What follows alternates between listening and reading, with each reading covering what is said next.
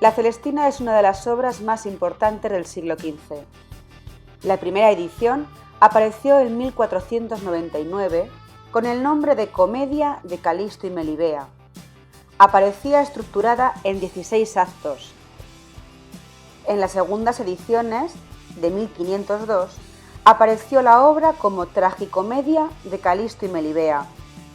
Además, se intercalaban 5 actos más entre el acto 14 y el 15, haciendo un total de 21 actos, para dar gusto al público. Muy pronto, la obra alcanzó tal éxito que fue conocida con el título abreviado de La Celestina.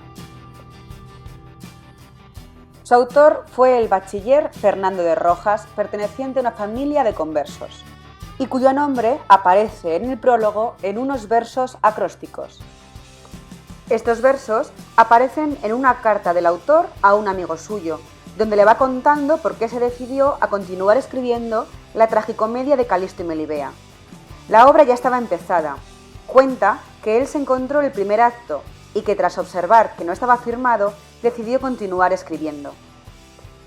Fernando de Rojas decide retomar la narración justificándolo con la necesidad que la sociedad de la época, llena de jóvenes galanes y mancebos enamorados, tenían de una obra como aquella.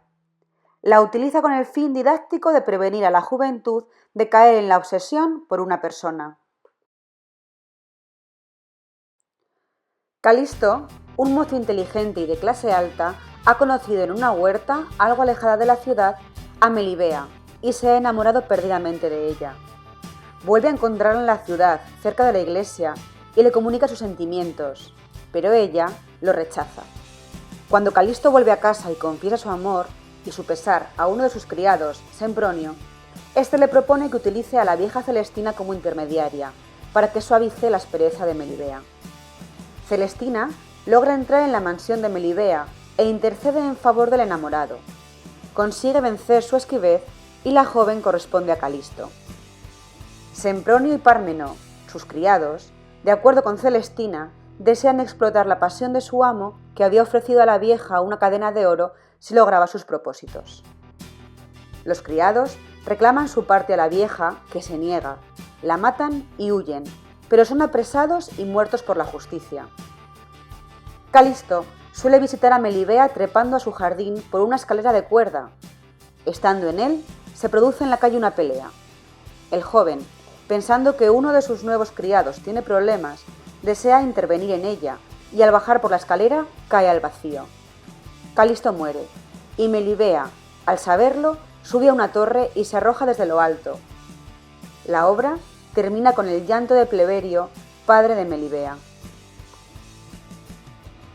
En la obra conviven personajes de dos mundos completamente opuestos, criados y amos, cada uno con intereses distintos, pero todos con un particular egoísmo. De ahí el trágico final de todos ellos. Los dos mundos son el de Calisto y Melibea, culto, elegante, lleno de bajas pasiones, y el de Celestina y los criados, caracterizado por la pobreza, el materialismo, la codicia y los bajos instintos. En cuanto al lenguaje, el autor emplea dos niveles de lenguaje distintos según las situaciones y los personajes de la tragicomedia. Celestina y los criados utilizan un lenguaje vivo y vulgar, donde abundan las sentencias, los refranes, adecuado a su mundo.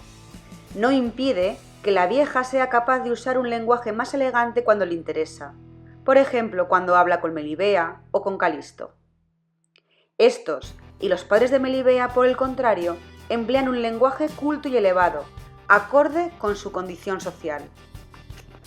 En lo que se refiere al género literario, la Celestina está escrita en forma dialogada y se divide en actos. Sin embargo, no es una obra teatral, entre otras cosas porque su extensión habría hecho imposible llevarla a escena, sobre todo en su época. Algunos creen que es una especie de novela dialogada, y otros que es una obra destinada a ser leída en reuniones literarias. En definitiva, la originalidad de la Celestina radica en sus dos visiones. Por un lado, la Edad Media, donde aparecen elementos del tiempo que deja atrás, como el propósito moralizador de la obra, la muerte de los personajes como castigo divino por sus vidas y sus pecados, pero también contiene elementos de la nueva mentalidad que llega, el renacimiento, por ejemplo, un amor sensual y gozoso, y el valor que se concede a las riquezas y a la fama. No olvidéis que podéis ver el vídeo todas las veces que hagan falta. En clase resolveremos dudas.